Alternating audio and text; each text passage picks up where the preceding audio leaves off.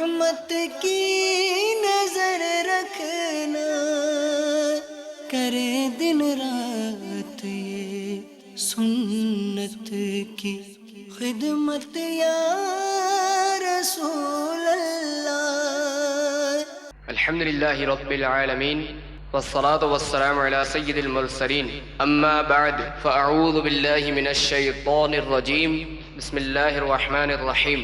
الصلاة والسلام علیک یا رسول اللہ وعلى آلک واصحابک یا حبیب اللہ۔ الصلاة والسلام علیک یا نبی اللہ وعلى آلک واصحابک یا نور اللہ۔ میٹھے میٹھے اسلامی بھائیوں اور اسلامی بہنوں، الحمدللہ عز و جل خالق کائنات جل جلالہ کی زمین پر عشق رسول صلی اللہ تعالی علیہ وآلہ وسلم کا مدنی جام تقسیم کرنے والے ایسے مرد کامل اب بھی موجود ہیں جو فیشن کی آفت میں گرفتار لوگوں کو پیارے مصطفیٰ صلی اللہ تعالی علیہ وآلہ وسلم کی سنت کریمہ کا اسیر بنانے کے خواہاں ہیں۔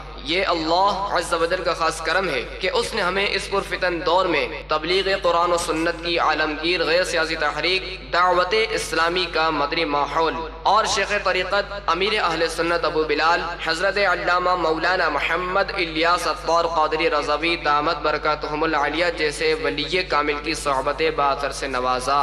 یقیناً امیر اہل سنت دامت برکاتہم العالیہ ان عظیم ہستیوں میں سے ایک ہیں جن کی مخلصانہ جد و جہد کی برکت سے ہزاروں نہیں بلکہ لاکھوں مسلمان بالخصوص نوجوان برائیوں سے تائب ہو کے نیکیوں کی راہ پر گامزن ہو چکے ہیں۔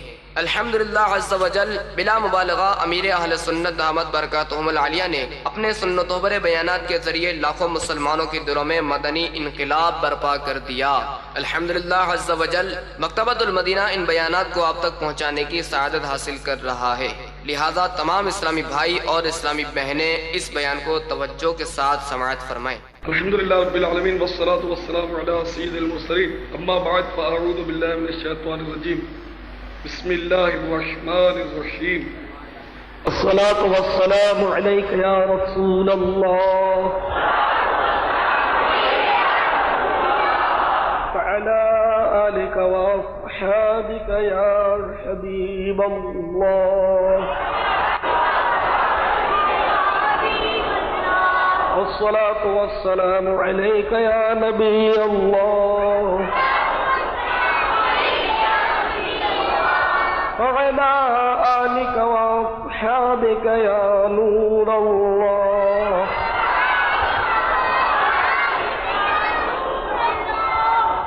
حضرت سیدنا سفیان ثوری رحمۃ اللہ تعالی علیہ نے ایک شخص کو دوران مناسک حج ملاحظہ فرمایا کہ وہ جب بھی قدم اٹھاتا یا رکھتا تو درود شریف پڑھا کرتا۔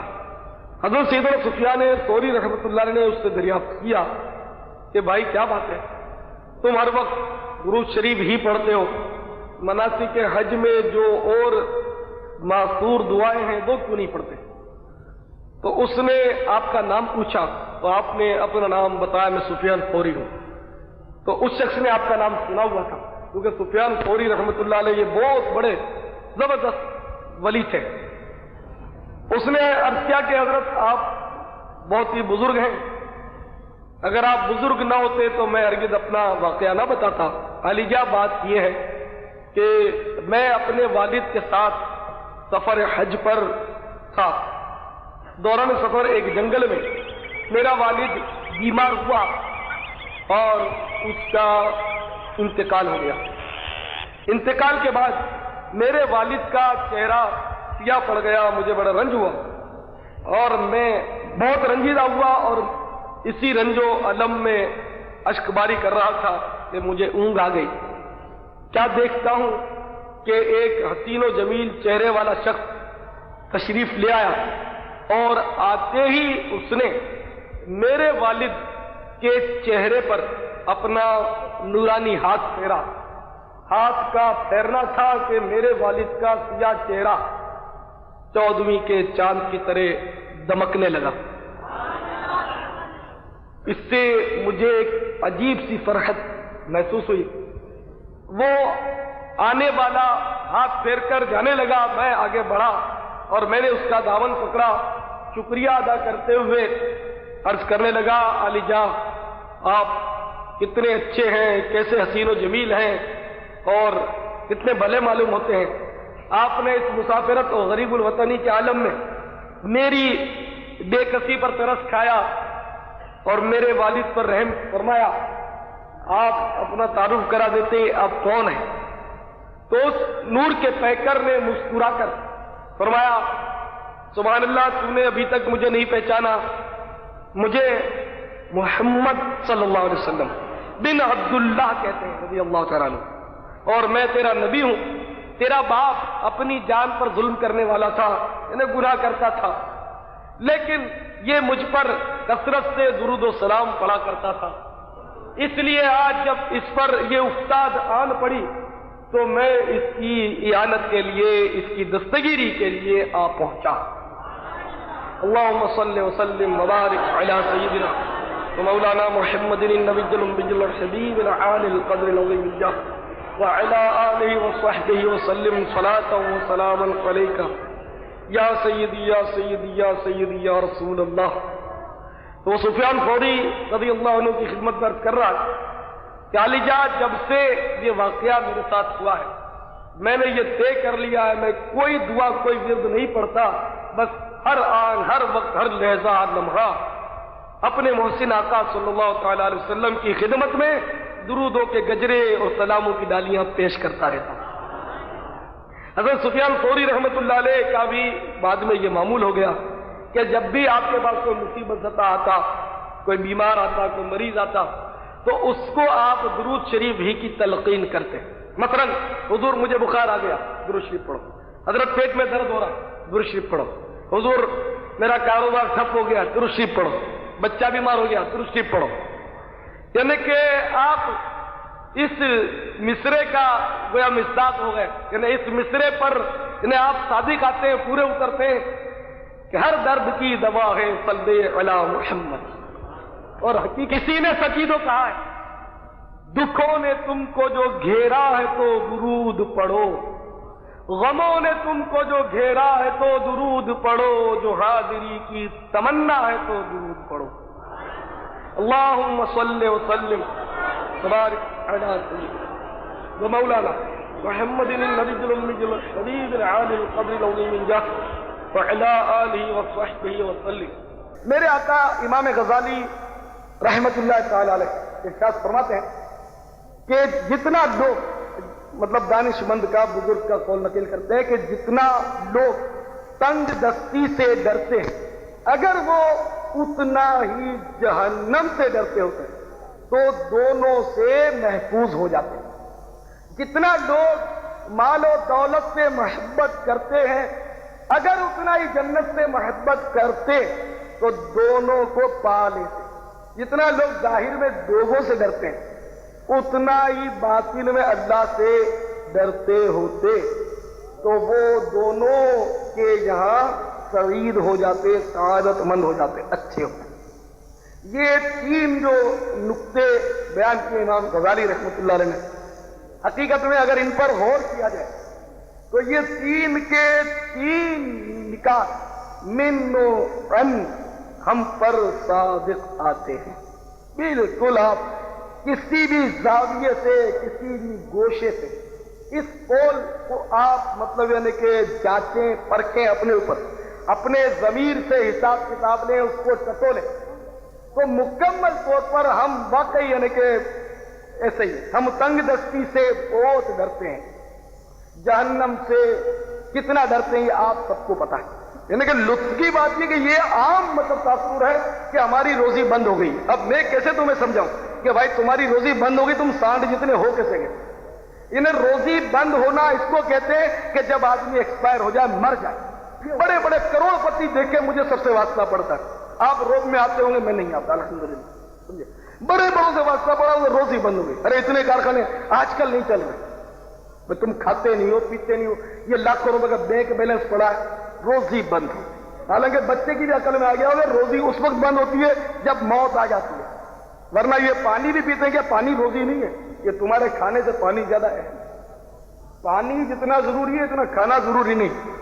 کھانے کے بغیر عبادت ممکن ہے، نماز ممکن ہے، کھانے کے بغیر آپ نماز پڑھ سکیں گے، پانی جب تک اس کو یوز نہیں کریں گے نماز نہیں پڑھ سکتے، غسل نہیں اترے گا آپ کا، مطلب وضو نہیں ہوگا۔ جس صورت میں پانی نہیں ہوا تو تیمم کی اجازت، یہ دوسری صورت۔ تو بہرحال یہ کہ میں نے عرض کیا کہ پانی جو ہے وہ زیادہ مطلب اہم ہے کھانے سے۔ تو پانی تم پیتے جو تمہارے پیٹ میں جاتا ہے، یہ بھائی تمہاری روزی ہے۔ پیارے اسلامی بھائیوں، یہ مطلب بڑا جامع قول ہے کہ جتنا لوگ تنگ دستی سے ڈرتے ہیں، اگر وہ اتنا ہی جہنم سے ڈرتے ہوتے ہیں تو دونوں سے محفوظ ہو جاتے ہیں۔ جتنا لوگ مال و دولت سے محبت کرتے ہیں، اگر اتنا ہی جنت سے محبت کرتے تو دونوں کو پا لیتے۔ جتنا لوگ ظاہر میں لوگوں سے ڈرتے ہیں، اتنا ہی باطن میں اللہ سے ڈرتے ہوتے تو وہ دونوں کے یہاں سعید ہو جاتے، سعادت مند ہو جاتے، اچھے ہوتے۔ بزرگوں کی باتیں بڑی پیاری پیاری میں جامع قول۔ اس کے ضمن میں ایک میرے ذہن میں بات آئی جو میں اس معاشرے میں دیکھتا ہوں۔ جتنا ہمارے طالب علم بھائی، بالخصوص طالب علم بھائی، دنیا کے امتحان کی فکر کرتے ہیں، پرچی آتی رہتی ہے مجھے دعا کے لیے، پکڑ پکڑ کر بولتے بھی رہتے ہیں۔ جتنا طالب علم ہمارے اسلامی بھائی دنیاوی امتحان کی فکر کرتے ہیں، اتنا ہی قبر اور قیامت کے امتحان کی فکر کرتے، دونوں میں کامیاب ہو جاتے ہیں۔ نہیں حقیقت، کیونکہ دنیا کے امتحان میں کامیاب ہونا تو کوئی مسئلہ ہی نہیں۔ اب امتحان میں دعا کس کے لیے کی جائے؟ تو میں بالکل باغی ہوں اس معاشرے کا، بالکل الٹی کھوپڑی میں آپ کو سمجھاؤں۔ بھئی امتحان میں پاس ہونے کی دعا کس کے لیے کی جائے کہ واقعی جو مطلب ہے کہ دیانت داری سے امتحان دے، دیانت داری سے امتحان دینے والا کوئی آئے تو ابھی ہاتھ اٹھا دو گے آپ، پھر میں پوچھوں گا تو پھر آپ جواب نہیں دے سکو۔ یعنی کہ مطلب دیانت داری سے امتحان دیتا کون؟ تو ممتحن کا بتانا بھی تو غیر قانونی ہے۔ اس کو تو مقرر اس لیے کیا کہ وہ نقل نہ کرے، اور یہ اوپر رہ کر نقل کروا رہا ہے، چاہے وہ ہمدردی میں کروا رہا ہے۔ تو ہمدردی میں بھی نقل کروانا جائز تو نہیں ہے نا، ہمدردی میں بھی نقل کروانا جائز تو نہیں ہے، یہ تو کوئی بات ہی نہیں ہوئی۔ اب جیسے کہ آپ غریب آدمی، آپ مالدار ہیں، تو مجھے غریب سے بڑی ہمدردی تو مالدار کی جیب کاٹ کے غریب کو دے دوں۔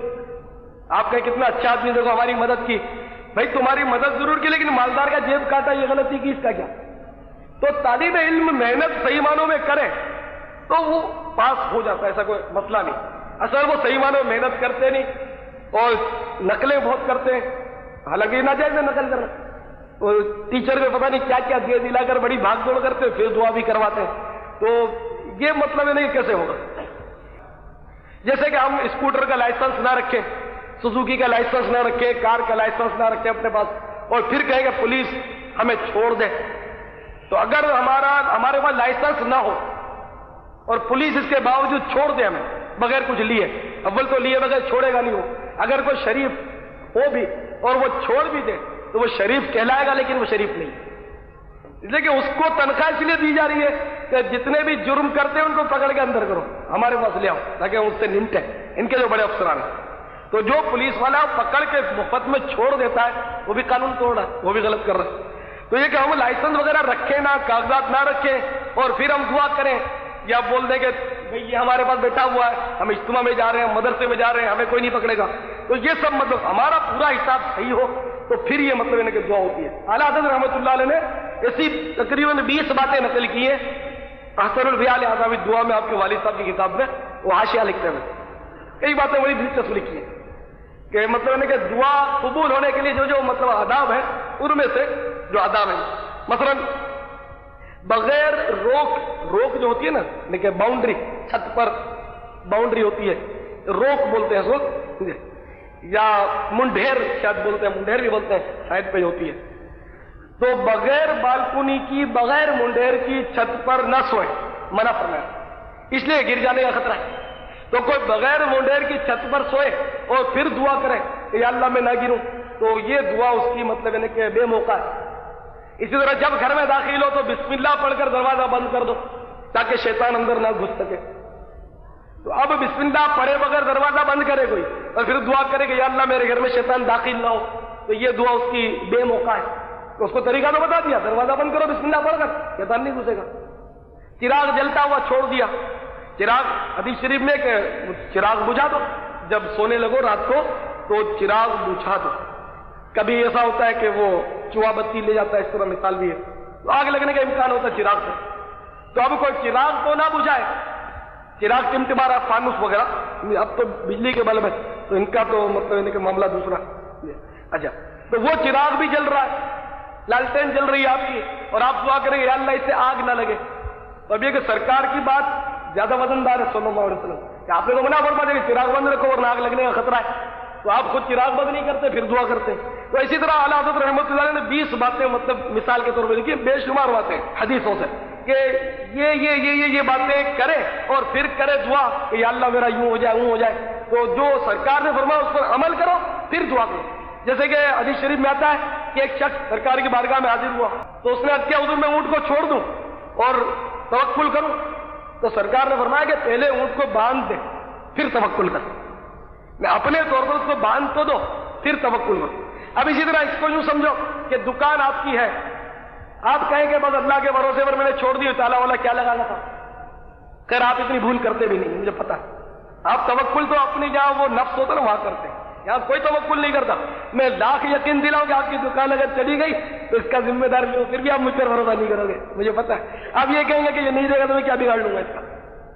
تو یہ کہ آپ ایک نہیں 7 تالے لگاؤ گے، سمجھے. اور مال کو تو آپ دکان پہ بھی نہیں چھوڑتے ہو، لاکر میں رکھتے ہو، بیگ میں، لاکرز میں، یا گھر پہ تجوریوں پہ.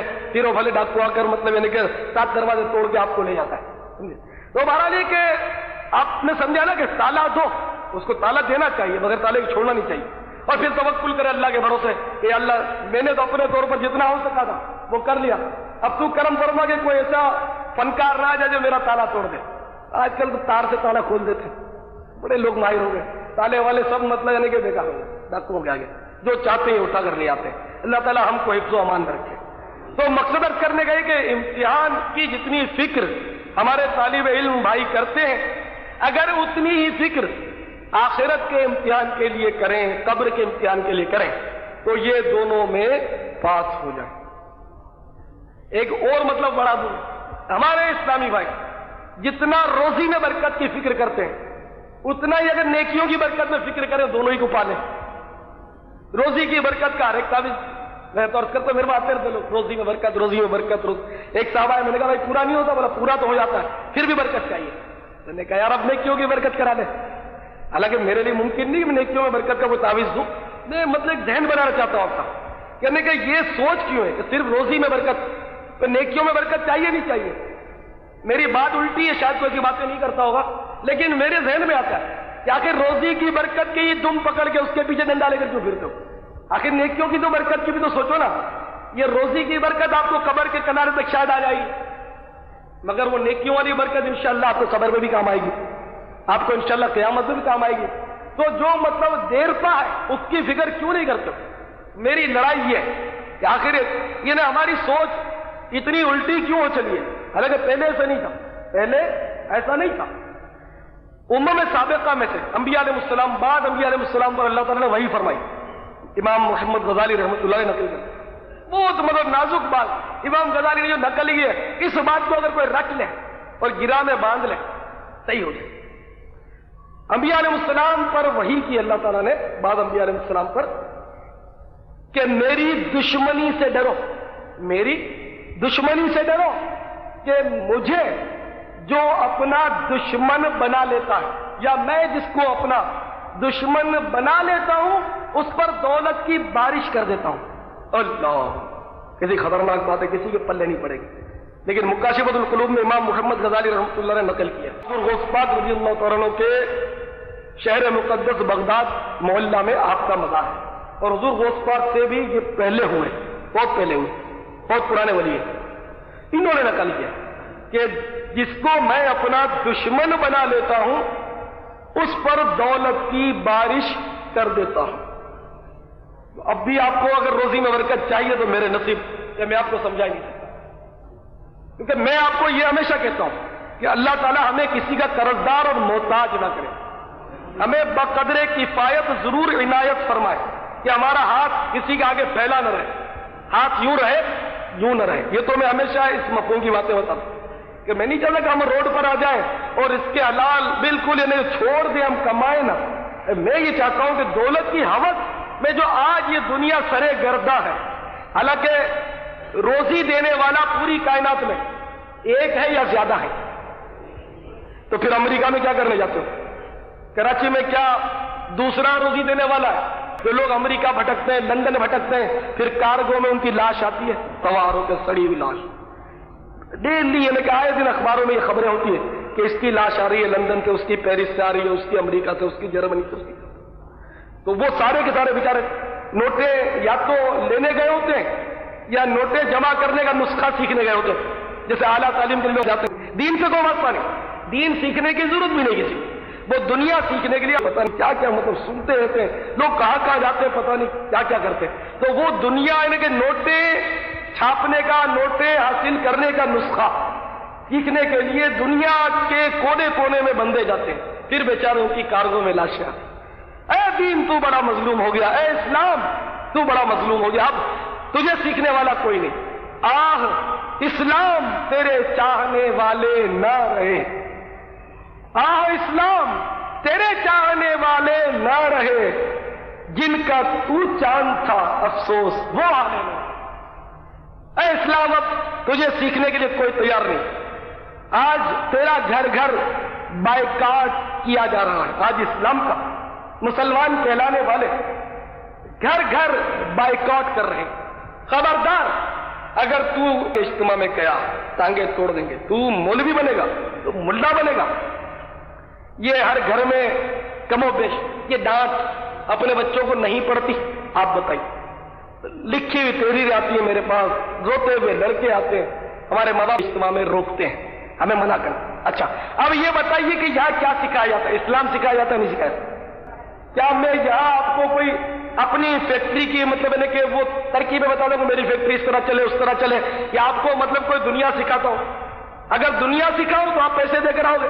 اتنے اتنے منع 150 روپے ٹیوشن کی فیس بھرتے، ایک ٹاپک کے 150 روپے مہینے، 100 روپے 150 روپے 200 روپے جیسا مطلب اسٹینڈرڈ پڑھانے والے. تو دنیا مطلب سیکھنے کے لیے تو ہم مجھے پیسے دے کر آتے ہیں. جنہیں جتنا دین کے معاملے میں یہ دعوت اسلامی کام کر رہی ہے الحمدللہ، اور یہ عظیم الشان اجتماع رفتے ہوتا ہے، بڑے بڑے اشتہار چھپ کر بھی اتنے بڑے جلسے عام طور پہ نہیں ہوتے کراچی شہر میں. کراچی پاکستان کا سب سے بڑا شہر ہے، سب سے بڑے شہر کا یہ سب سے بڑا اجتماع انشاءاللہ اہل حق جس میں جمع ہوتے ہیں. تو اگر یہ اتنا بڑا اجتماع الحمدللہ دعوت اسلامی کے تحت جمع ہوتا ہے، اگر خدا نخواستہ اتنا ہی اثر میں جتنا دین کی باتوں میں اللہ تعالیٰ نے دعوت اسلامی والوں کی زبان میں اثر دیا اور اتنے سارے لوگ وہ مل جل کے جمع کر لیتے ہیں، اگر اتنا ہی اثر دنیاوی علم کے لیے دعوت اسلامی والوں کی زبان میں اللہ نے دیا ہوتا، یعنی کوئی اور ادارہ ہوتا دنیاوی علم کا، تو آپ سے کئی گنا لوگ ہمیں ملتے ہیں جس کو ہم دنیا سکھاتے اور ہمیں لاکھوں روپے مطلب ہم کماتے اس کو. تو اللہ تعالیٰ اس حوث سے بچائے. نہ یہ صلاحیت ہے نہ اللہ تعالیٰ عطا کرے، اللہ تعالیٰ اپنے دین کا کام لیتا رہے. تو بہرحال یہ کہ میرے اسلامی بھائیوں، اسلام اس ملک میں دیکھو نا، اسلامی ملک ہے ہمارا اور اسلامی گھرانے، ہمارے اسلامی خاندان، ان میں یہ اسلام اب کتنا مطلب مظلوم ہے کہ آج اسلام کا نام لینا جرم ہے، آج اللہ اللہ کرنا جرم ہے. کتنے ماں باپ اپنے بچوں سے تسبیح چھین لیتے ہیں کہ تو اللہ اللہ کرے گا، تو ذکر کرے گا، تو درود شریف اٹھ پڑے گا، تو رات کو اٹھ کے نفلیں پڑے گا، پاگل ہو جائے گا. پاگل جیسے سارے پاگل خانے جتنے بھی ہیں پاکستان کے، وہ سب اللہ اللہ کرنے والے اور نمازیں پڑھنے والوں سے بھرے ہوئے. یہ روڈوں پر جتنے پاگل بھٹکتے ہیں، کیا وہ اللہ اللہ کر کے پاگل ہو گئے؟ دیکھیے تو انہیں کتنا ظلم ہے، کتنا ظلم. ورنہ یہ ٹی وی اور وی سی آر جو ہے، کیا یہ لوگوں کو پاگل نہیں کرتے؟ یہ گندی گندی ناولیں لوگوں کو پاگل نہیں کرتی؟ آج کے اخبار میں غالباً لاہور کی خبر ہے، 2 ڈاکو پکڑے گئے. ایک ان میں اونچے گھرانے کا تھا، ایک متوسط گھرانے کا تھا. اونچے گھرانے کا جو تھا وہ ناولیں پڑھ پڑھ کر اور ڈرامے اور فلموں میں جو ڈکیتیوں کے اور جو واقعات ہوتے ہیں سمجھے، تو ان میں ڈکیتیوں کے اور قصے ہوتے ہیں. اچھا یہ ناول جو ہوتے ہیں جاسوسی ناول، رومانی ناول، ان میں اس قسم کے واقعات کثرت سے ہوتے ہیں کہ کس طرح مطلب ہے کہ یہ ڈکیتیاں کرتے ہیں اور کیسے انہیں گل کھلاتے ہیں. تو یہ پڑھ پڑھ کے وہ ڈاکو بنا. اس لٹریچر پر کوئی انگلی اٹھانے والا نہیں، مذہبی کتاب اگر مفت بھی آپ کو پیش کریں تو آپ نے یہ پڑیا بنانی اور ڈبے میں ڈال دینا اس کو. آپ کو توفیق نہیں کہ آپ اس کو کھول کے دیکھیں کہ اس مذہبی کتاب میں آخر لکھا کیا. آپ نہیں پڑھتے. ناول آپ پیسے دے کر پڑھیں گے, سینے سے لگا کر پھریں گے اور راتوں رات اس کو ختم کریں گے جب دم لیں گے. ایک تو یوں بنا. اچھا, دوسرا بھی اسی طرح مطلب بگڑا کہ وہ متوسط تھا تو اس کو صحبت ملی مالداروں کی. تو مالدار زیادہ تر عیاش ہوتے, زیادہ تر, سب نہیں, کیونکہ پیسہ زیادہ ہوتا ہے, مذہبی ذہن نہیں ہے تو وہ عیاشیاں زیادہ کرتے ہوتے ہیں. جو کرتے ہیں میں ان کی بات کروں, آپ تو جو یہاں آتے ہو تو انشاءاللہ اچھے ہوتے ہوں گے. اچھا, تو وہ مالداروں کی صحبت میں رہ کر اس کو بھی خواہش ہوتی تھی کہ میں بھی یہ کروں وہ کروں. اس نے بھی ڈکیتیاں شروع کر دی, دونوں کی سیٹنگ ہو گئی, جوڑی بن گئی کہ آپس میں اس طرح کی, اور ان لوگوں نے ڈکیتیاں شروع کی. تو اس طرح مطلب ہے کہ وہ ناولیں پڑھ کے, ٹی وی کے ڈرامے دیکھ کر, فلمیں دیکھ کر اور مالداروں کی صحبت میں رہ کر, سمجھے, وہ مطلب ہے کہ ڈاکو بن گئے, اور اچھے خاصے ڈاکو, بہت پاورفل ڈاکو. تو میرے پیارے سائیں بھائی یہ سوچیے, تو ان کے خلاف کوئی بولنے والا نہیں, ان کو سب سینے سے لگا کر رکھتے ہیں. دیکھو نا یہ ناولیں جو عام دکھتی ہیں کوئی روکنے والا نہیں, کوئی قانونی پابندی نہیں, کہیں بھی پابندی بالکل. آپ سر عام اس کو بیچیں رکھیں, گھر میں منع نہیں, آپ بالکل پڑھیں. آپ وی سی آر دیکھیں ساتھ میں رکھ کے, آپ کو مطلب وہ وی سی آر دکھائیں گے والدین, آپ کے شوق سے دکھائیں گے آپ. حالانکہ اصل بگاڑ یہ پیدا کر رہے ہیں, بے دین تو برباد کر ہی رہے ہیں, یہ وی سی آر وغیرہ کے الٹے سیدھے فلمیں تمہاری دنیا بھی برباد کر رہے ہیں. جیسے ڈاکو بن گئے, دنیا برباد ہوئی. ہیروئنچی بن گئے, اب یہاں کی صحبت ملی, مولوی بن گیا تو اچھا نہیں لگتا, اور ہیروئن پینے والوں کی صحبت ملی, اب ہیروئن پیتا اس کا کیا, اب ماں کو مارتا ہے, باپ کو مارتا ہے, پیسے نکلواتا ہے. اس لیے کہ شروع میں آپ نے دین سکھایا نہیں, دینی ماحول میں آنے دیا نہیں, تو کیا کیا جا سکتا ہے, کیا کیا. تو میرے پیارے اسلامی بھائیوں ذرا سوچو. تو میں عرض کر رہا تھا کہ جتنا ہم تنگ دستی سے ڈرتے ہیں, جتنا ہم تنگ دستی سے ڈرتے ہیں, اتنا ہی اگر جہنم سے ڈرتے ہوتے لوگ, جتنا تنگ دستی سے ڈرتے ہیں اتنا ہی اگر جہنم سے ڈرتے ہوتے تو دونوں ہی سے بچ جاتے, دونوں ہی سے بچ. کہ تنگ دستی کی دراصل فکر جو ہے نا, یہ ایکچولی مطلب جو ہے صحیح معنوں میں یہ فضول فکر ہے, اصل فکر یہ نہیں ہے. اچھا ہاں, جو واقعی بیچارہ قرض دار ہے تو وہ واقعی متفکر ہے, اس میں کوئی شک نہیں. جو قرض دار ہے وہ بے شک فکر مند ہے, اللہ اس کا قرضہ جلدی سے جلدی اللہ تعالیٰ اتار دے. اچھا, اب یہ قرض دار کیوں کر بنا, تو یہ قرض دار کیوں کر بنا, یہ کیوں کر کا جواب جو ہے نا یہ بڑا پریشان کن. میں اس لیے بنا کہ اس غریب کی جوان بیٹیاں گھر میں بیٹھی تھی, اب قرضہ لے کر اس نے نمٹایا. اب یہ دیکھو کتنا پریشان کن مسئلہ ہے. اس ذلیل معاشرے نے ایسے ایسے رسم و رواج گلے میں خود پہن لیے, ایسے ایسے رسم و رواج کے کلاڑے اپنے قدموں پر چلائے کہ آج اب کوئی بندہ سر نہیں اٹھا سکتا, خود اپنے ہاتھوں تباہ ہوئے, اپنے ہاتھ. کتنی رسم, لاکھ نہیں لاکھوں روپے چاہیے اگر آپ کو بیٹی کی شادی کرنی یا بیٹے کی شادی, لاکھوں روپے چاہیے. باپ کی نیندیں اڑ جاتی ہیں, ماں رو رو کے آنکھیں کھو دیتی ہے کہ میں اپنی بیٹی کو کس طرح نمٹا ہوں. یہ معاشرہ اتنا ذلیل, اور کم و بیش ہر فرد اس میں ملوث, ہر فرد کم و بیش. اگر 200-500 بندے بھی مل کر اس غلط رواج کے خلاف صحیح معنوں میں آواز اٹھائے تو ممکن ہے کوئی کامیابی ہو. لیکن آواز بھی اٹھاتے ہیں لوگ تو اخبار میں چھپوانے کے لیے اپنے نام, اور بیچارے ان کے گھر میں بھی وہی ہوتا ہے جب شادیاں ہوتی ہیں. جب وہ پوری بلڈنگ سجائیں گے, گیٹ لگائیں گے, جب نکاح ہوتا ہے گیٹ بھی لگاتے ہیں, جو خرچہ کرتے ہیں خوب, مطلب یعنی کہ وہ نچوائیں گے, پتہ نہیں کیا کیا کراتے ہیں, اتنا یہ خرچہ کرتے ہیں. یعنی کہ اتنی عجیب حیرت ہوتی کہ اگر شادی ہوئی پوری بلڈنگ سجاتے ہیں, گلی سجاتے ہیں, یہ سجاتے ہیں, وہ سجاتے ہیں, ان کو کوئی بولنے والا نہیں. اور میرے سے اگر بولے تو اس سے کوئی برا بھی نہیں, میرے سے کوئی برا بھی نہیں, یہ میں بولتا ہوں. اور اگر میں سرکار کے جشن ولادت کے سلسلے میں اگر سجاؤں بھی تو ایک جھالر لٹکا دیتا ہوں. میرے بیٹے کی شادی کرتا ہوں تو میں پوری بلڈنگ سجاتا ہوں, اور جشن ولادت مناتا ہوں ایک جھالر لٹکا دی. 11ویں شریف کی ایک جھالر اگر لٹکا نہیں تو لٹکا دی. ان میری سوچ کتنی منفی ہو گئی. لیکن دنیا کے لیے کرتا ہوں تو دھوم دھڑکے کے ساتھ کرتا ہوں, اور اس کے بارے میں کوئی وسوسہ بھی نہیں آتا.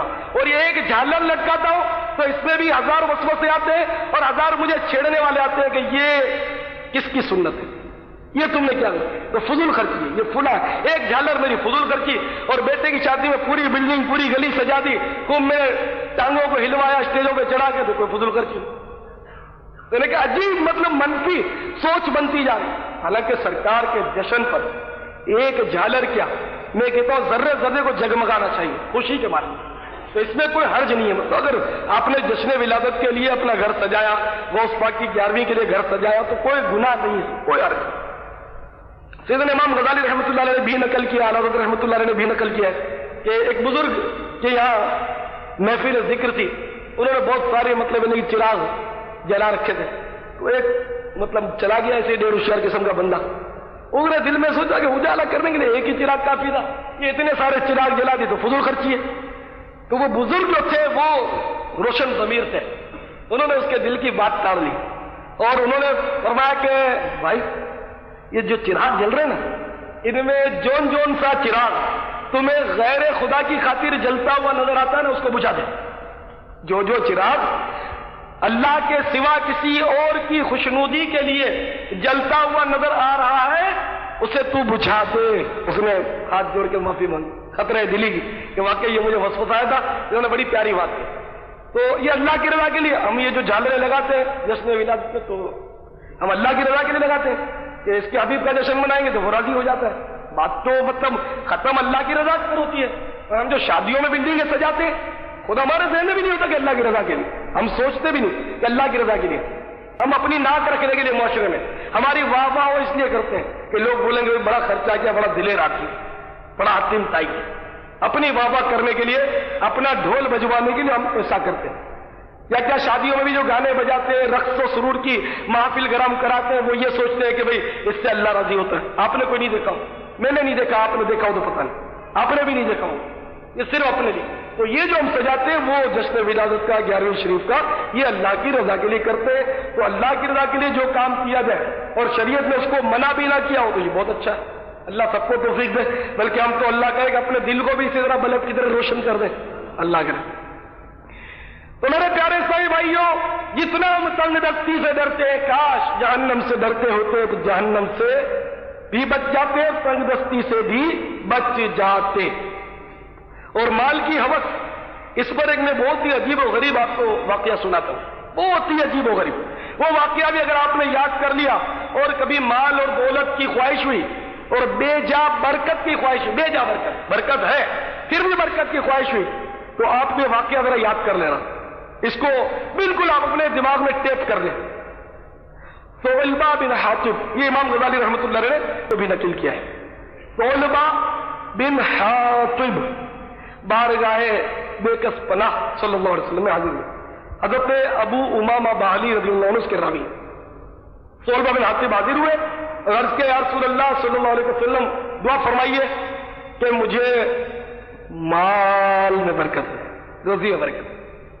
تو سرکار صلی اللہ تعالی علیہ وسلم فرمایا کہ اے ثعلبہ تھوڑے مال پر شکر کرو, تھوڑے مال پر شکر کرو, اتنا زیادہ مت مانگو جس کا تم شکر ادا نہ کر سکو.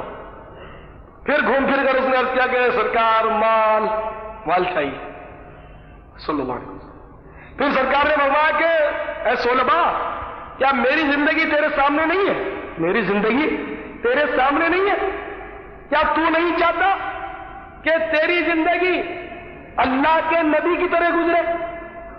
خدا کی قسم اگر میں چاہوں تو یہ پہاڑ جو ہے سونے اور چاندی کے بن کر میرے ساتھ چلے, لیکن وہ یہ بھی نہیں چاہتا.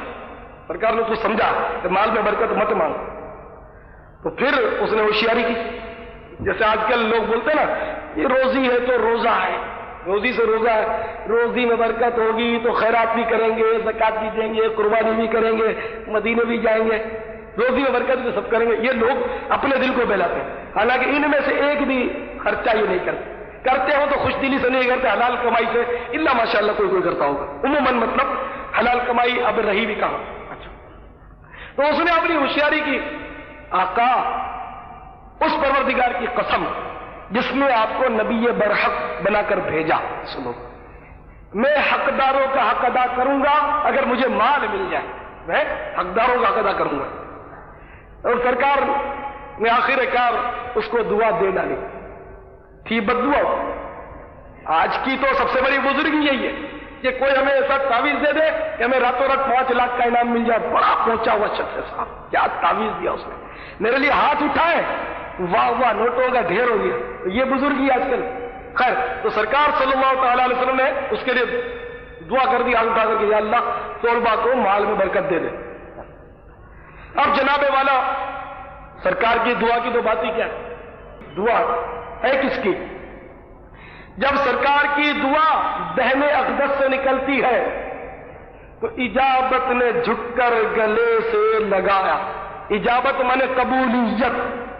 اجابت نے جھک کر گلے سے لگایا بڑی ناز سے جب دعائے محمد صلی اللہ علیہ وسلم. اجابت کا صحرا عنایت کا جوڑا, اجابت کا صحرا عنایت کا جوڑا دلہن بن کے نکلی دعائے محمد صلی اللہ علیہ وسلم.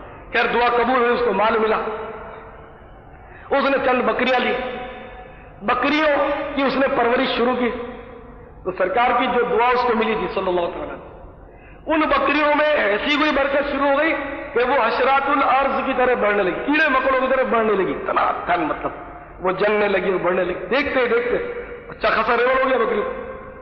اب مدینہ شریف میں وہ مطلب یعنی کہ سنبھالنا مشکل ہو گیا. جیسے 2-4 مرغیاں ہیں تو آپ اپنے گھر میں پال لو گے, اور اگر زیادہ ہے تو پولٹری فارم کا وہ الگ شعبہ, وہی جانا پڑے گا. پتہ نہیں, ابھی الگ شعبہ ہے. زیادہ مال کے لیے تو اس کی خدمت کے لیے دور جانا ہی پڑے گا, بھاگ دوڑ کرنی پڑے گی. تو اب مدینہ شریف میں کوئی سا پلاٹ نہیں ملا اس کو کہ وہ وہاں بکریوں کو سنبھالتا طلبہ. تو اس نے جانے والا مدینہ شریف سے باہر ایک مطلب پلاٹ لیا اور اس پہ اس نے باقاعدہ بکریوں کو فارم قائم کیا اور اس کی مطلب یعنی کہ سلسلہ شروع ہوا. برکت کی دعا دی, برکت جاری تھی اس کی, اور برکت ہوئی. اچھا, اب وہ جو مدینہ شریف کے باہر اس نے پلاٹ لیا نا, ہاں, تو اس میں یہ ہوا کہ پہلے تو یہ 5 ٹائم مسجد نبوی شریف میں نماز میں پہنچ جاتا تھا سرکار کے پیچھے نماز پڑھنے کے لیے. اب چونکہ وہ ذرا دور چلا گیا, مصروفیت بھی بڑھ گئی, تو اب وہ زور اور عصر میں تو نماز کے لیے آ جاتا. باقی 3 نمازیں اس کی سرکار کی بارگاہ میں حاضری سے وہ رہ گیا, 3 نمازوں میں نہیں آ سکتا. اب یہاں بھی بکریاں بہت بڑھ گئی. مدینہ شریف کے بالکل جو قریبی پلاٹ تھے وہ بھی اس کو ناکافی ہونے لگے. پھر ذرا اور دور چلا گیا, ہے نا. جیسے کراچی میں پورا نول سوراب کوٹ چلے گئے. اب سوراب کوٹ میں گزارا نہیں تو جمپیر کی طرف نکل گئے. تو ظاہر ہے کہ جب سوراب کوٹ سے تو ابھی آ جاؤ گے گلزار دن میں, جمپیر چلے جاؤ گے تو پھر کبھی آؤ گے, پھر موقع نہیں ملے گا. سمجھانے کے لیے عرض کر رہا ہوں. تو وہ مطلب ذرا اور دور نکل گیا. جنہیں طلباء کے نصیب کو دیکھو, مال نے اس کو مدینہ چھوڑا دیا, مدینہ سے دور ہوتا چلا گیا اور دور چلا گیا, پلاٹ لے لیا. اب طلباء جمعے میں آنے لگا. پہلے 2 نماز ہو جاتی تھی, زیادہ دور نہیں تھا. اب وہ جمعے میں آنے لگا. وہاں بھی برکت کی دعا جو تھی, مزید طلباء جو ہے بکریوں میں اس کی برکت ہوتی گئی. تو وہاں بھی پلاٹ اب پورے نہیں, ایک اور اس نے بہت دور بہت وسیع اس نے مطلب یعنی کہ اراضی خریدی, اور وہاں اس نے بہت ہی لمبا چوڑا پلاٹ لگایا بکریوں کا, اپنی مطلب فارم لگایا. اب وہ جمعہ بھی اس کا گول ہو گیا, اب تو پہنچ ہی نہیں سکتا تھا. اب کراچی سے کوئی حیدرآباد تک چلا جائے تو جمعے میں یا کراچی کیسے پہنچے. تو وہ مطلب طلباء اب بہت دور ہو گیا. اب وہ یہ کرتا کہ جب کوئی سوار اتفاقیہ گزرتے مدینہ شریف سے تو وہ مدینے کے حالات پوچھ لیتا, سرکار کی خبر لے لیتا کیا ہو رہا ہے, کیسا ہو رہا ہے. ایک بار سرکار ابد کرا صلی اللہ تعالی علیہ وسلم نے لوگوں سے پوچھا کہ طلباء کا کیا ہوا. تو لوگوں نے سارا احوال بتایا کہ اس طرح وہ دور ہوا, پہلے 3 نمازیں گئی, پھر جمعے تک آیا, جمعہ بھی چلا گیا, بیچارہ وہ مال کے پیچھے مست ہے. تو میرے آقا صلی اللہ علیہ وسلم نے 3 بار فرمایا, اے طلباء تجھ پر افسوس, اے طلباء تجھ پر افسوس, اے طلباء تجھ پر افسوس.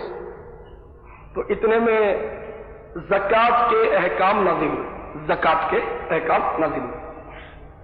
تو حضور سید عالم صلی اللہ تعالی علیہ وسلم نے جوہینیہ اور بنو سلیم کے 2 آدمیوں کو منتخب کیا, یعنی ایک ان کی نمائندہ ٹیم بنائی, 2 ایک وقت بنایا کہ جاؤ تم مختلف قبائل سے زکات وصول کری آؤ.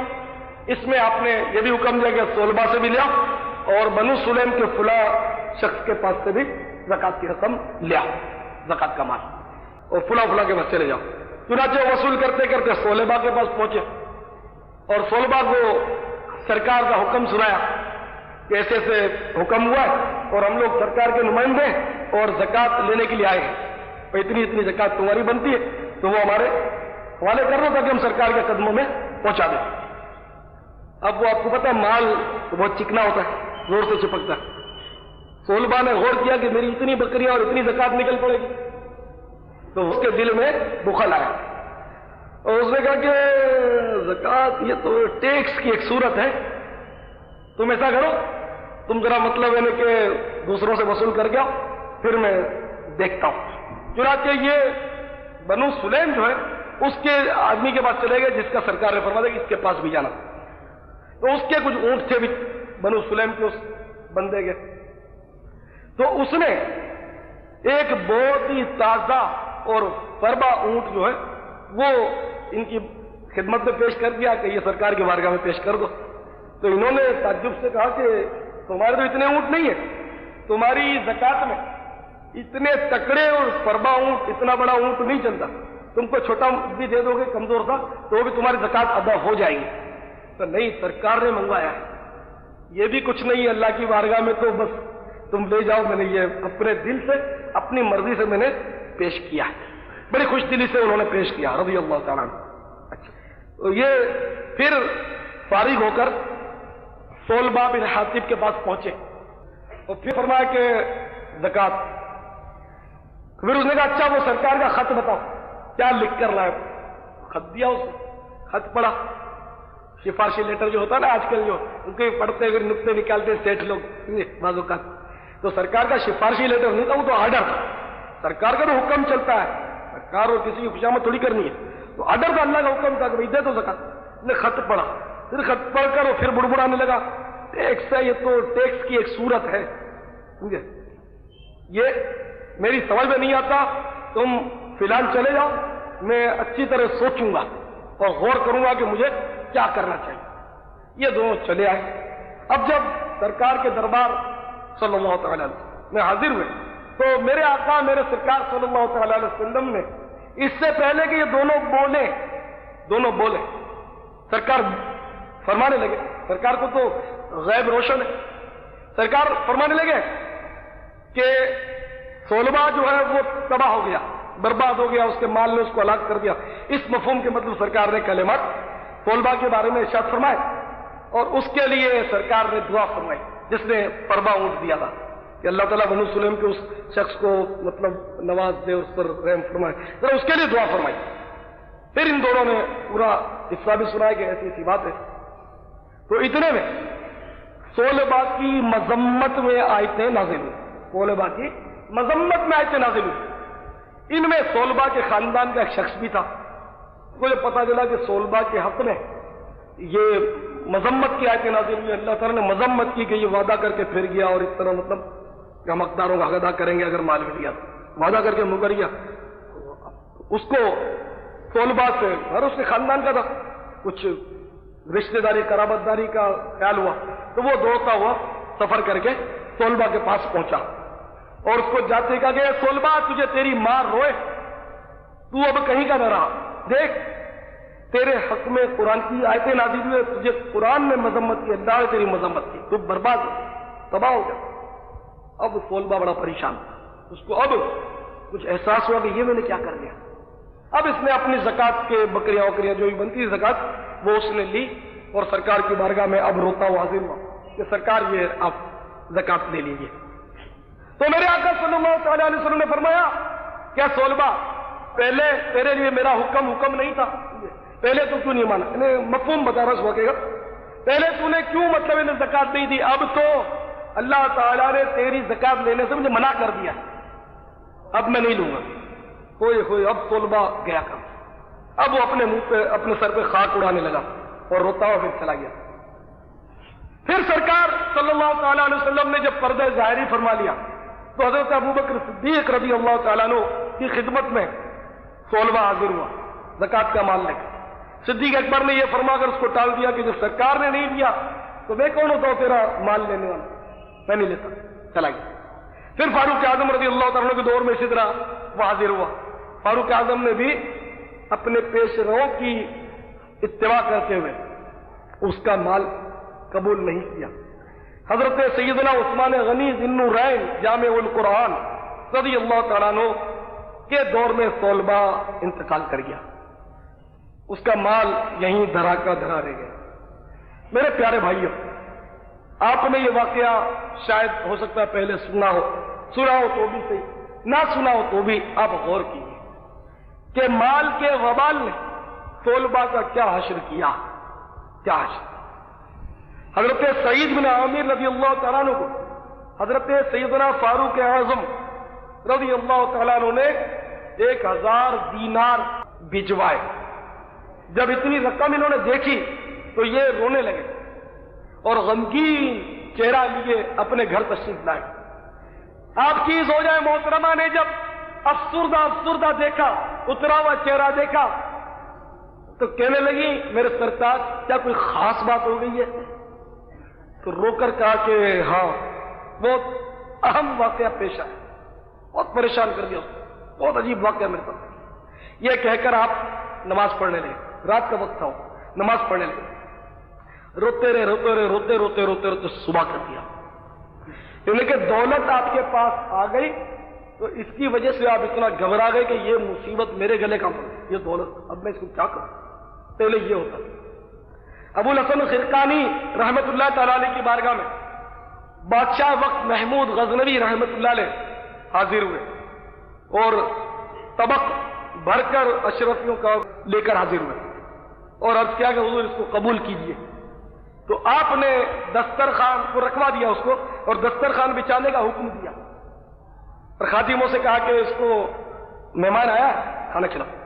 محمود غزنوی کے لیے وہ دسترخوان بچھا، سوکھی روٹیاں رکھ دی گئی۔ اب وہ سوکھی روٹیاں اٹھا کر محمود غزنوی نے جب چبائی تو وہ حلق میں ڈکنے لگی، تو اس نے کہا کہ یہ تو میرے حلق سے نیچے نہیں جا رہی۔ تو آپ نے فرمایا کہ ہماری روٹی تمہارے حلق کے نیچے نہیں جاتی ہے اور تمہارا مال ہمارے حلق کے نیچے نہیں جائے گا، یہ ہمیں مبارک ہو، یہ تمہیں مبارک ہو، ہمیں نہیں چاہیے۔ اس کو اٹھا کے واپس کر دیا مال۔ اتنا مطلب اہل اللہ جو تھے وہ دولت سے دور بھاگ۔ آخر ایسا کیوں ہوتا تھا؟ آپ سوچو نا، ایسا کیوں ہوتا تھا، یہ کیوں کرتے؟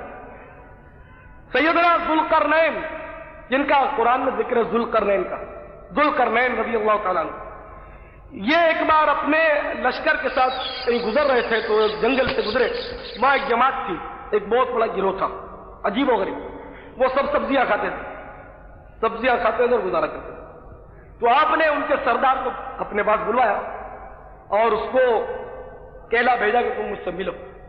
تو سردار نے نمائندے کو یہ کہہ کر واپس کر دیا کہ مجھے آپ سے کوئی کام نہیں ہے، اس لیے میں حاضر نہیں ہو سکتا، اگر بالفرض آپ کو مجھ سے کوئی کام ہے تو آپ کو آنا چاہیے میرے پاس۔ جب یہ جواب پہنچا تو ذوالقرنین کو واقعی چوٹ لگی کہ یہ سچ کہتا ہے، میں نے اپنے مطلب کے لیے بعض پوچھ کے بلایا، مجھے جانا چاہیے۔ پہلے لوگ تو آپ کو پتا بزرگ ہوتے وہ سادے ہوتے تھے، آج سے ٹکے گا تھوڑی سی کرسیاں مل گئی تو وہ ہر ایک کو ڈر کر کے بلواتا رہتا۔ پہلے تو جو ہوتے تھے بادشاہ وغیرہ چل کے جاتے ہی تھے، لوگوں کی خدمت کرتے تھے۔ اچھا، تو ذوالقرنین خود اس کے پاس تشریف لے گئے اور دعا سلام ہوئی، بات چیت آگے۔ آپ کیوں نہیں آئے میرے پاس؟ تو اس نے یہی جواب دیا کہ مجھے آپ سے کوئی کام نہیں تھا، آپ کو کام تھا، ٹھیک ہے آپ تشریف لے آئے، اب میرے لیے کیا مطلب آپ فرماتے ہیں؟ تو ان لوگوں کا طریقہ یہ تھا اس گروہ کا کہ انہوں نے اپنی بستی میں بہت ساری قبریں بنا رکھی تھی اور ہر ایک کی قبر مخصوص تھی کہ یہ میری ہے، یہ میری ہے، یہ میری ہے، یہ اس کی قبریں مخصوص تھی۔ اور یہ لوگ روزانہ صبح اپنی وہ خودی ہوئی قبروں کے پاس آتے ہیں، اس کی صفائی کرتے ہیں اور اس کے قریب نمازیں پڑھتے ہیں اور اپنی موت کو یاد کرتے ہیں۔ تو ذوالقرنین نے ان سے پوچھا کہ یہ قبریں تم نے کیوں کھود رکھی ہیں؟ تو اس نے بتایا کہ یہ اس لیے کہ اگر دنیا کی محبت ہمارے دل میں آئے بھی تو ہم اپنے نفس کو یہ قبریں دکھاتے ہیں کہ تو کیا کرے گا دنیا کی محبت کر کے، کیا اس گھڑے میں دنیا کی محبت کام آئے گی؟ اس لیے اس کو صفائی کرتے ہیں، اس کے بیچ ہم قبر پر اپنا وقت لگاتے ہیں، اپنی قبر پر اور نماز پڑھتے ہیں تاکہ مطلب ہمیں احساس رہے اور ہماری ہرس ہے نا وہ ختم کہ ہماری منزل یہ ہے۔ تم لوگ مال وال کیوں نہیں جمع کرتے؟ کیا سونا چاندی جمع کرنے کا ہم بہت برا سمجھتے ہیں؟ اس لیے کہ یہ جتنا مال زیادہ ہوتا ہے اتنا مطلب آدمی اس کے پیچھے مگن ہو جاتا ہے، جب صلبہ مال کے پیچھے مگن ہوا تو مدینہ بھی چھوٹا اور مدینہ والا بھی چھوٹا. تو مال کے پیچھے آدمی مگن ہوتا ہے، اگر مال بڑھتا گیا تو ہم پھر کام نہیں چلا سکتے، اس لیے ہم مال کو اپنے قریب نہیں آنے دیتے. اچھا تم یہ جانور وغیرہ کیوں نہیں پالتے ہو؟ کہ ان کا گوشت کھاتے ہیں، دودھ پیتے ہیں، ان پر سواریاں کرتے. تو پھر انہوں نے اس کا بھی اسی قسم کا جواب دیا کہ ہم یہ کیا کھا کر کریں، کیونکہ ہم لوگ گھاس وغیرہ سبزہ وغیرہ ہم کھاتے ہیں، اس لیے کہ کیسا بھی لذیذ کھانا کھا لیا جائے، کیسا بھی لذیذ کھانا کھا لیا جائے، اس کا مزہ جو وہ حلق تک ہے، حلق سے نیچے اترا تو سب ایک جیسا ہو جاتا ہے. یہ حقیقت. دیکھو نا ہم لذیذ چیز کھاتے، اب یہ جو آپ نے میٹھی کوئی چیز کھائی تو مٹھاس جب تک منہ میں معلوم ہے، اب یہ حلق کے نیچے اتر گیا، میٹھا تھا یا پھیکا تھا یا تیکھا تھا یا کھٹا تھا یا کڑوا تھا، اب آپ کو پتہ نہیں چلے. پیٹ میں ذائقہ نہیں، ذائقہ کا تعلق سب جانتے ہیں کہ زبان سے، تو حلق کے نیچے چلا گیا تو اس کا ذائقہ ختم ہو گیا. تو ہم یہ کہ تھوڑا سا مطلب انہیں کہ ذائقہ حاصل کرنے کے لیے ان چکروں میں نہیں پڑتے، لذت ہو گئے ہم یہ گھاس پاس کھا کر گزارا کرتے ہیں، یہ بھی ہماری زندگی کے لیے کافی ہو جاتا ہے. حضرت ذوالقرنین اس سردار کی ان باتوں سے بڑے متاثر، بہت متاثر، اور فرمایا کہ تم بہت سمجھدار ہو. سردار کو فرمایا اگر تم مجھ سے دوستی کر لو تو میں اپنے خزانے میں سے بھی تجھے بہت کچھ دوں گا اور میں تجھے اپنا وزیر بنا لوں گا، تو بہت سمجھدار. تو اس نے مسکرا کر کہا کہ علی جا آپ گھر بھولیں، گھر آپ کے بہت سارے دشمن بھی ہوں گے. کہا آپ کے بہت سارے دشمن بھی ہوں گے اس لیے کہ آپ کے پاس ملک ہے، مال ہے، دولت ہے. تو جن کے پاس مال دولت ہوتا ہے، جن کے پاس ملک ہوتا ہے، ان کے دشمن بہت ہوتے ہیں. مال دولت کو چھیننے کے لیے، ملک کو چھیننے کے لیے دشمن ہوتے ہیں، اور میرے پاس مال بھی نہیں تو میرا دشمن بھی کوئی نہیں. تو میں آپ کی طرف دوستی کا ہاتھ بڑھا کر بہت ساروں کو اپنا دشمن بنانا نہیں چاہتا. 100 بات کی ایک بات، حضور آپ اپنے رستے پر خوش رہیں، میں اپنی جگہ بالکل مطمئن ہوں اور خوش ہوں، مجھے کسی چیز کی کوئی حاجت ہی نہیں، بہت خوش ہوں. اس نے وزارت کی آفر کو ٹھکرا دیا، اور آج بتائیے آپ کو سب کچھ پتہ ہے. اور یہ بالکل یہ جتنی باتیں نا واقعی بہت سالڈ باتیں، بہت مطلب سمجھنے کے لیے کافی. نہیں انسان ایک ذہن بنا لے یار میری عمر بڑھتی چلی جا رہی، میری زندگی برف کی طرح پگھلتی چلی جا رہی. اب یہ ہم لوگ سالگرہ کرتے ہیں، سالگرہ. اب سالگرہ کیا ہوتا ہے کہ موم بتیاں جلاتے ہیں اور اتنی بجھا دیتے ہیں کہ اتنے سال اس کے پورے ہو گئے. تو اس میں یہ سمجھ میں ضرور آتا ہے کہ اتنی موم بتیاں بجھ گئی، 15 موم بتیاں بجھ گئی، 15 سال کا ہو گیا، تو مطلب یہ کہ اس کی زندگی کے 15 سال تو کم ہو گئے، بجھ گئے. انہیں سالگرہ کا ہم جشن مناتے ہیں، حالانکہ زندگی کا 1 سال تو کم ہو گیا. لیکن میں سالگرہ منانا یہ جائز یا ناجائز کا کوئی مسئلہ نہیں کر رہا، میں آپ کو سمجھا رہا ہوں. سالگرہ اگر کوئی جائز طریقے پر مناتا ہو، اس میں وہ بینڈ باجے نہ بجاتا ہو، ادھم پھاند نہ کرتا ہو، اور اللہ سے ڈرتا ہو کہ یا اللہ جو میرے تو نے اتنے 17 سال گزار دیے تو آج میرا 18واں سال شروع ہو گیا، تو اے اللہ میرے گزشتہ 17 سالوں میں جو کچھ گناہ کیے معاف کر دے، 18واں سال میرا تیری یاد میں گزرے. تو ایسی سالگرہ کو کس نے ناجائز کہا؟ بات تو مطلب یہ کہ جو اب سالگرہ میں تو ناجائز کام تو بہت ہو گئے، فوٹو تو کھینچتا ہے تو یہ حرام ہے فوٹو کھینچ، اور بھی ہوگا نہیں کیا کیا گھپلے ہوتے. تو اصل بنیاد کا انکار نہیں ہے. جیسے کہ شادی سنت ہے، شادی ایک بنیاد ہے، اور اس کا انکار تو کوئی نہیں کرتا کہ شادی نہیں کرنی چاہیے. حالانکہ شادی میں ہزاروں رسمیں غلط ہیں، ناجائز رسمیں، صرف شادی ہی کرنا جائز ہے، باقی تو سبھی آپ کو پتا ہے گھپلے ہی ہوتے ہیں. تقریباً جتنی بھی رسمیں وہ خلاف سنت ہوتی ہیں شادی میں بدقسمتی سے. تو پھر بھی ہم شادی کا انکار نہیں کرتے کہ شادی واقعی ہونی چاہیے، لیکن جو غلط رسمیں ہیں ان کو مطلب نکال دینا چاہیے. تو چلو کوئی سالگرہ کرتا ہے تو اس پہ ہم نہیں روکیں، لیکن یہ تو کہہ سکتے ہیں غلط رسمیں کرتے ہو اس سے باز رہو. تو میں آپ کو سمجھا رہا ہوں کہ سالگرہ کرنے سے یعنی کہ جتنی سالگرہ اتنے سال تو ہمارے کم ہو گئے، یہ مطلب ہماری زندگی جو ہے گزرتی چلی جا رہی. اب ہم سوچیں کہ یار ہم یہ اتنا جمع کر رہے ہیں، اتنا کما رہے ہیں، یہ بھی کر رہے ہیں، وہ بھی کر رہے ہیں، آخر ان سب کو جمع کر کے کریں گے کیا؟ بوڑھے 60 سال 70 سال 75 سال 80 سال کے بوڑھے بوڑھے جگہ محنت کرتے ہیں, بہت مشقت کرتے ہیں, بہت بیچارے مزدوری کرتے ہیں, دکان کھولتے ہیں, محنت کرتے ہیں, ادھر مال اٹھایا ادھر رکھا, ادھر بھاگے. بعض تندرست ہوتے ہیں, 90 سال کے بوڑھے بڑی بھاگ دوڑ کرتے ہیں, بیچارے تندرست ہوتے ہیں, بہت بھاگ دوڑ. تو آخر یہ سوچ بنتی ہے کہ یار یہ کیوں کر رہے ہیں. ہمیں سوچنا چاہیے کہ اب کیا کام ہے, اب تو کم از کم اللہ اللہ کریں. اب تو اتنا کما لیا کہ بچوں کے بچے بھی بیچ کر کھائیں تو شاید پورا ہو جائے گا. اب تو مطلب اللہ کی طرف رجوع کریں. اب بھی نہیں کریں گے 80 90 70 سال کی عمر میں, تو آخر پھر کب اللہ کی بارگاہ میں رجوع کریں گے. تو اب کہیں آپ یہ نہ سوچتے ہو کہ چلو 80 90 سال تک تو پرمیشن مل گئی, اپنی تو جوانی اپنے تو محنت کر ہی لیں. تو یہ مراد نہیں, میں پرمیشن نہ آپ کو دے رہا ہوں, نہ آپ کو روک رہا ہوں, نہ میں روک سکتا ہوں, نہ میں کسی کو روک سکتا ہوں. دیکھو ہم میں سے میرے خیال میں 90% ایسے ہوں گے جنہوں نے بانڈ رکھے ہوں گے انعامی. میں تھوڑی آپ کو کہوں گا کہ بانڈ نکالو, میں کہوں گا تو آپ نے کون سا ماننا ہے. سرکار مدینہ صلی اللہ تعالی علیہ وسلم نے فرمایا خواتین کے گروہ سے, اے عورتوں, اے اسلامی بہنوں, جب حضرت بلال حبشی رضی اللہ تعالیٰ عنہ کو اذان دیتا سنو تو تم بھی وہی کلمات کہہ لو. اذان و اقامت جب دے بلال, تم بھی وہی کلمات دوہرا لو, تو تمہیں ہر کلمے کے بدلے 1,00,000 نیکیاں ملیں گی. 1,000 درجے تمہارے بلند ہوں گے اور 1,000 گناہ معاف ہوں گے.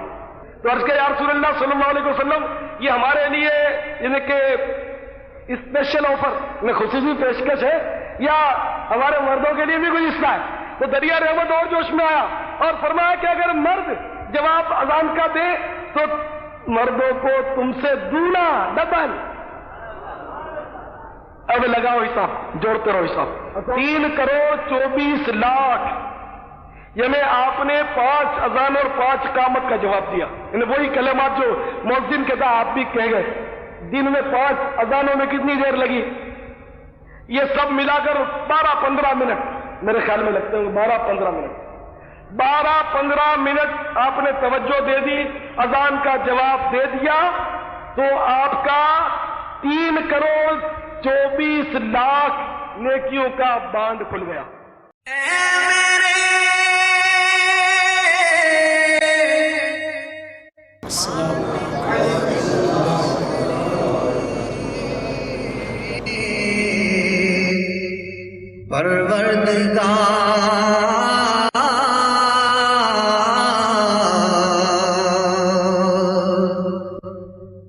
حسب حال اچھی اچھی نیتیں کرتے جائیے. کھانے کے بعد کا وضو کروں گا, عبادت پر قوت حاصل کرنے کے لیے کھاؤں گا پیوں گا, حتی الامکان سنت کے مطابق کھاؤں گا پیوں گا.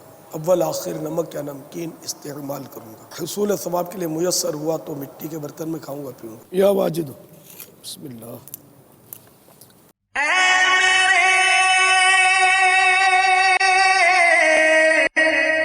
مالک میرے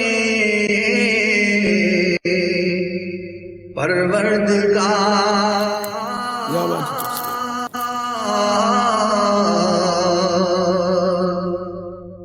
سن میرے ٹوٹے ہوئے دل کی پکار.